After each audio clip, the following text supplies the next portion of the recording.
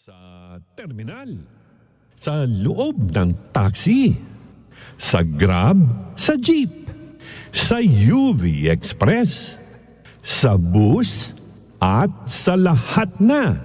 Basta, ang dami na. Sobrang dami. Halos lahat. Sa Facebook, ang daming live viewers. Sa YouTube, ganun din. Hay, di pa kami number 1 yan, ha? Di pa ba? Baka naman, malapit na. Di naman sa pagmamayabang, ha? Classic talaga. Achuchu! Ultrasonic Broadcasting System Incorporated.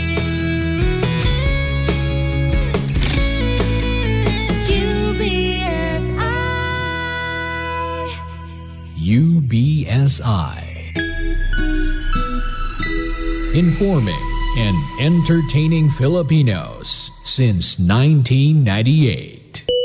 Energy, energy, energy, energy! Energy! Classic talaga. Achuchu! Naka-energy na ba ang lahat?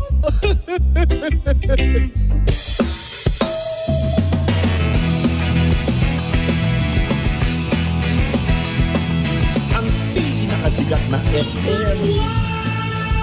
Energy FM. Araw at gabi mo'y tunay na sasaya dito. Sagot namin, tugtugan, kantahan, walang patid na tawanan at kulitan. Huwag mong sabihin radyo, sabihin mo Number 1. Energy. Ito ang number 1, 06.7 Energy FM. Sa bahay, opisina, kotse, taxi at jeep. What? Tricycle, FX, bus na masigip. O kaya? Palengke, internet, plaza, karinderya. Energy FM, nagbibigay saya. Huwag mong sabihin radyo, sabihin mo Number 1. Energy. Pangga, energy kaibigan mo. Pangga, energy ang numero 1. Agad tumango na at isigaw mo. Same, pero iba. Huwag mong sabihin radyo, sabihin mo Energy. Naka-energy na ba ang lahat? Lagi-lagi! Ang pinakamakulit na girlfriend mo sa balat ng radyo. Isang magandang morning sa inyong lahat. Ako pa rin po nag-iisang girlfriend mo sa radio. My name is Lindsay. Makulit pero may puso, handang makinig sa mga kwento mo. Alam mo, feeling ko kailangan mo na siyang iwan kasi it doesn't make sense. Ang kwento sa lihim ng liham.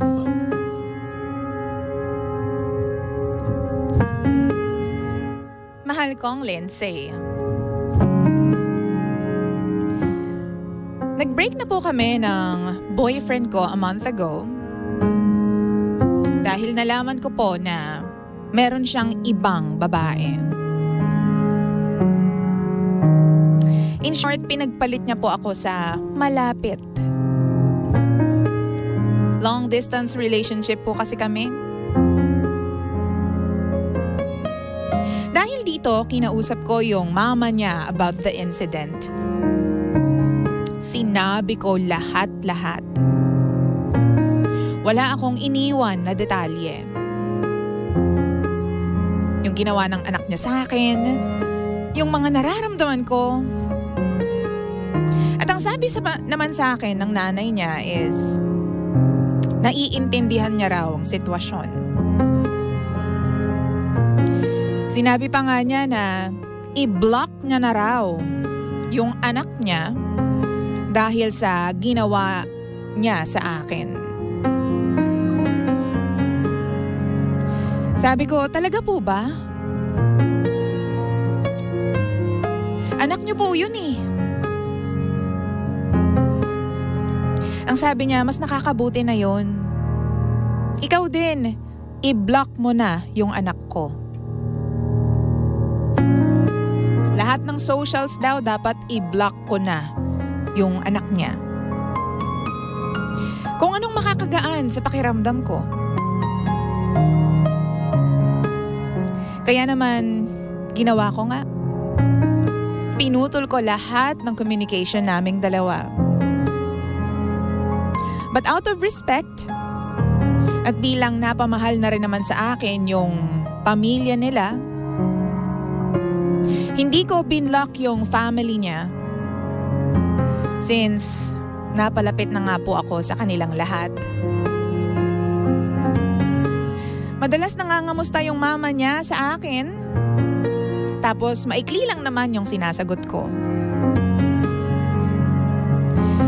Alam niyo po yung pakiramdam na sinusubukan kong magkaroon ng boundaries between us. Bilang hindi na naman kami in a relationship ng anak niya. Fast forward po, TJ Lindsay, yung mama niya, nag-message sa akin. Palambing daw. Nanghihingi po siya. Baka raw meron akong maibigay doon sa pandagdag ng baon ng kapatid ng ex ko. Kasi nga raw, aalis daw yon, mag-out of town. Hindi naman po talaga issue sa akin ng pera, DJ Lindsay. Mas concerned po ako sa nararamdaman ng mama ng ex ko. Kasi parang tita na talaga ang turing ko sa kanya. Kaso na-realize ko rin, hindi ba siya nahihiya sa akin? Sa kabila ng mga ginawa sa akin ng anak niya, nagagawa niya pang humiram ng pera sa akin? DJ Lindsay, advice naman po. Ano po bang dapat kong gawin? Magbibigay po ba ako o hindi? Ano po bang magandang sabihin kung sakaling magbibigay ako o hindi nga? Nangyari na rin po ba ito sa inyo, DJ Lindsay? Sana po matulungan ninyo ako. Ako nga po pala si Mina. At ito ang lihim ng aking liham.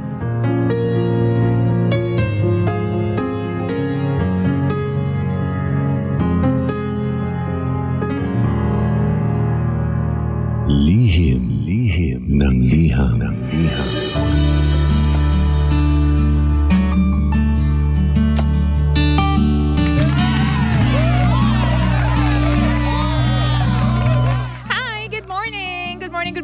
Good morning. Good morning muna kay Rowena Gaite ng Kogyo Sitio. Tularan ba ito o tulakan? Tulakan.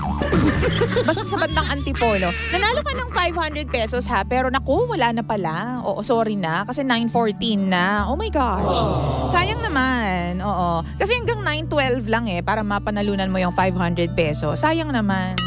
Mamaya huwag ka mag-alala sa mga nakakakilala po kay Rowena Gaite. Oo, ako po ang tatawag sa kanya.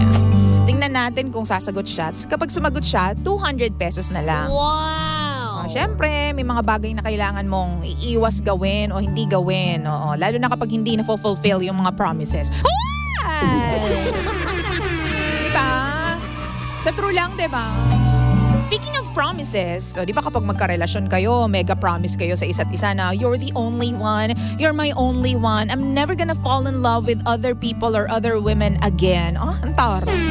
Kaso, along the way, marupok pala ang koya mo. Kasi ganyan yung nangyari sa kanila LDR nga daw itong si Mina tsaka yung kanyang boyfriend. Tapos, pinagpalit, just to cut everything short, pinagpalit sa nandyan sa malapit. Ang sakit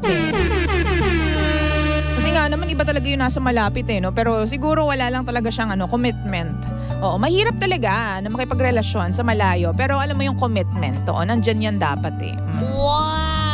Anywho, hindi naman po yun yung problema. Ang problema is, kahit nahiwalay na po sila ng kanyang ex-jowa, yung nanay ng kanyang ex-jowa ay humihiram pa rin ng salapi dito sa ating letter sender na si Mina. Oh my gosh!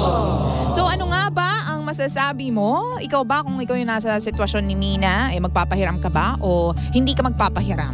Kasi sinaktan ako ng anak mo wow naman sa'yo ha, ganon. So ano ba? Ano bang lagay? Oo. Kasi kung ako, siguro, sige na nga, mamaya na nga ako magsasabi ng kung anong pwede kong gawin.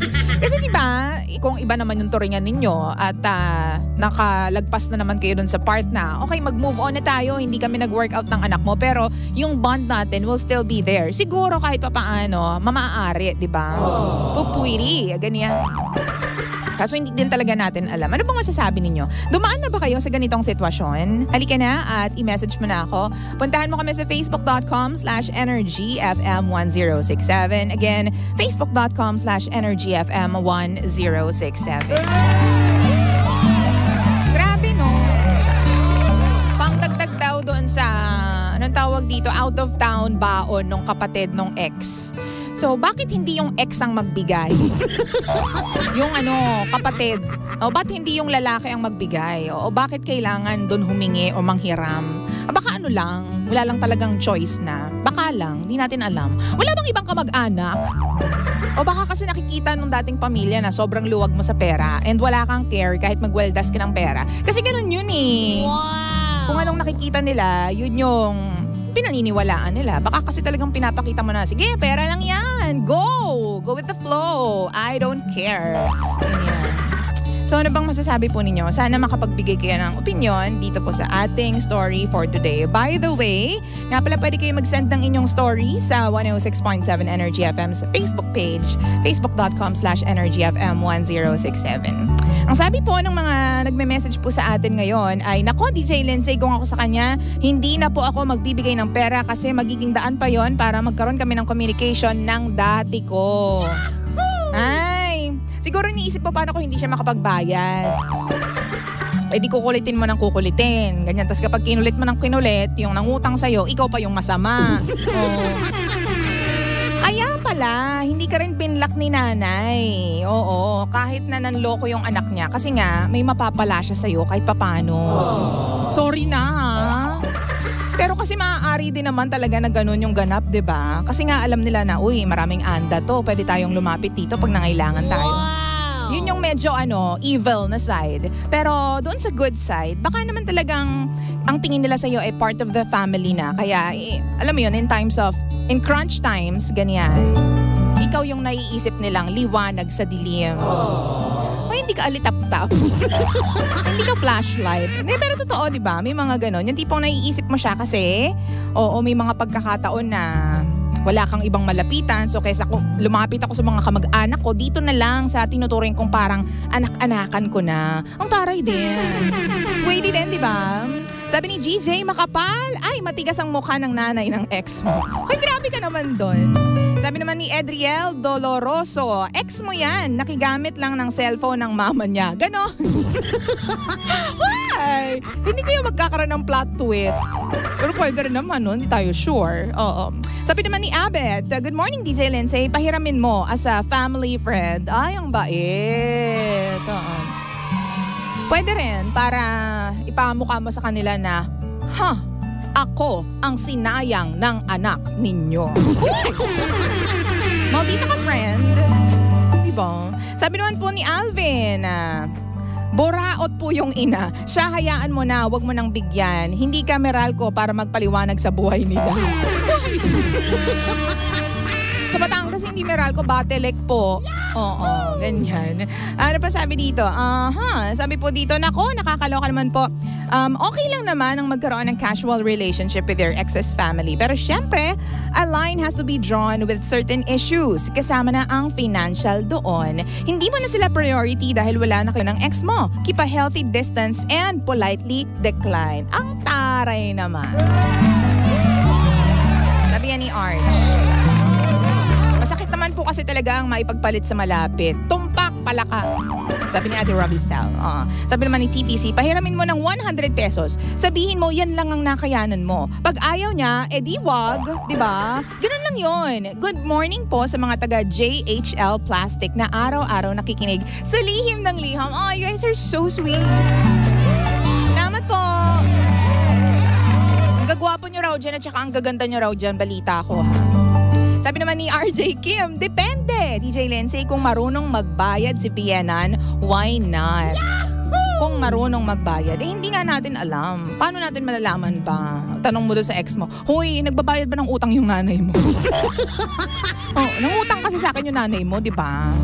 Grabe, dapat ikaw nagpapahiram sa nanay mo, pero feeling ng nanay mo wala kang pera, kaya sa akin ang hiram. Mukha ka daw walang pera, sabi ng nanay mo. Di ba? And, yun. Ako, ang feeling ko dito, siguro one time po pwede. Kasi tulad nga ng naisip ko. Ang sabi kasi sa akin ng lola ko, sumalangit nawa, sabi sa akin ng lola ko, kapag may taong lumapit sa'yo, huwag mong pawawalan. Okay, huwag mong pawawalan. Pwedeng hindi mo maibigay yung buong hinihingi niya or hinihiram niya, pero kahit papaano, bigyan mo siya kahit kaunti lamang. Hindi mo siyang paaalisin ng harap mo o ng bahay mo nang wala siyang napala. Yun ang turo sa akin ng lola ko. Ngayon, kung lumapit siya sa'yo, pwede mo naman siyang pahiramin nang hindi naman binibigay yung full na money na hinihiram niya. Kung hindi mo naman talaga feel ibigay. Pero bilang kahit pa paano naging part ka naman ng family, then why not? Kahit isang beses, go, pahiramin mo siya. Kahit hindi buo, ganyan. Kahit kalahati lang or 1/4 lang, pasensya na po. Ito lang po yung nakayanan ko, tita, ganyan. Pero kapag umulit pa, pumangalawa, siguro feeling ko, wag na, tama na. Kasi I tell you, kapag pinahiram mo siya ng full amount, mauulit at mauulit yan. Still, communication pa rin yan. Hindi ka makaka-move on at lalong hindi makaka-move on yung pamilya sa'yo kasi ikaw yung natatakbuhan nila. Baka mamaya maging rason ng pag-aaway nung ex mo at saka nung bago niyang jowaers. Diba? Ayaw naman natin ng ganun. Pabayaan mo nang magsama yung dalawang basura. Sabi naman ni Bon, San Juan, wala na yun, thank you na lang yun. Feeling mo, tiway na lang, oo. Bilang, uy, tita mo naman ako, baka naman pwedeng hindi mo na ako pabayarin. Marami ka namang pera, nagtatrabaho ka naman dyan sa abroad, oo. Baka pwedeng saka na lang yung bayan. After 1 month, Ning, baka mamaya meron ka ulit dyan kasi kailangan ng pang-emerot ng kinemerot eh. Mauulit na nga ng mauulit yan kapag pinagbigyan mo tsaka kapag pumayag ka kasi. Oo. Sabi dito, Abed, tama, sa atin sa Batangas, hindi ka pa aalisin ng walang-wala. Ay, tunay ka ba? Sabi ni Jay, ako hindi na nagpapautang. Hindi na ako binabayaran kasi, DJ Lindsay. Sabi ni Ate Rovi, wag nang pahiramin, baka hindi ka nababayaran nila. Anyways, ako, yun nga yung masasabi ko dyan. Kung meron ka namang extra and one time mo lang naman siya gagawin eh. Ngayon, mapagbigyan lang ba? Pero kapag umulit na, you know what to do. Tama na. Kasi nga, hindi ka na naman parte ng pamilya, ganyan, and niloko ka. I'm sure nasasaktan ka at I'm sure napapataas ka ng kilay talaga kasi hindi naman po talaga tayo mabubuting, alam mo yon, hindi naman tayo super 100% puro at natural na mababait, ganyan. So, kahit pa paano, there is a part of you na medyo napapataas ang kilay na, ay, teka ka lang. Niloko po ako ng anak ninyo, di ba? Kaya ka nga napasulat dito sa Lihim ng Liham. So, kahit isang beses lang, go, i-push mo yan. Kahit hindi buo, basta makapagbigay ka. Oo, yung pangalawang beses, pangatlong beses, wag na lang siguro kasi too much na yon. Wow! Baka masanay na sila at hindi na sila gumawa ng paraan. Or baka naman every time na mangailangan sila, hindi na sila mag-hustle, diba, lalapit na lang sila sa'yo. Oo. Bilang ikaw mabait ka, so every time na lalapit sila, pagbibigyan mo, wag na lang. Oo. Sabihin mo ganito, tita, pasensya na. Sure po, pwede ko po kayong pahiramin pero hindi ko po may bibigay yung buong hinihingi po ninyo kasi medyo tight din po ako. Ganon. Pasensya na po, ito lang po yung nakayanan ko. Send ko po sa inyo. Opo, ganon. Just be polite. Sabi nga nung isang commenter natin, just be polite. Be nice kasi nice naman siya ng hiram sa'yo. Ganyan. Pero after nun, dapat tama na. Tama na dapat. Share what you have pero don't abuse naman yourself. Oo. Kasi nagtatrabaho ka para sa sarili mo at sa mga pamilya mo or sa pamilya mo. Hindi ka nagtatrabaho para pautangin yung mga tao na, alam mo yon, medyo kinukulang sa effort pagdating sa pagkakayod at pag-ano ng buto. pagbabanat ng buto, ganyan. Di ba? 9:25. Hello naman kay Lorraine Villarin. Kinapalan lang ng nanay ng ex mo ang face lock niya. Oo. Hello kay Bobot. And good morning DJ Len. Say good morning. And sino pa ba yung mga nandito? Hindi ko na makita. Lumagpas na yung mga messages ninyo. But anyways, 9:25 na po ng nagmamagandang morning. If I were you, mag-move on ka na dyan sa pamilya ng ex mo and sa ex mo rin as well. Para hindi ka na masyadong maguluhan at hindi ka na masyadong mag-overthink pa. Finally, you have to say, goodbye na. Paalam na, tita. Doon po kayong mangutang sa bago ng anak ninyo, tita. Diba? Total, doon ako pinagpalit ng anak ninyo. Pasensya na po. Pag-asa na sa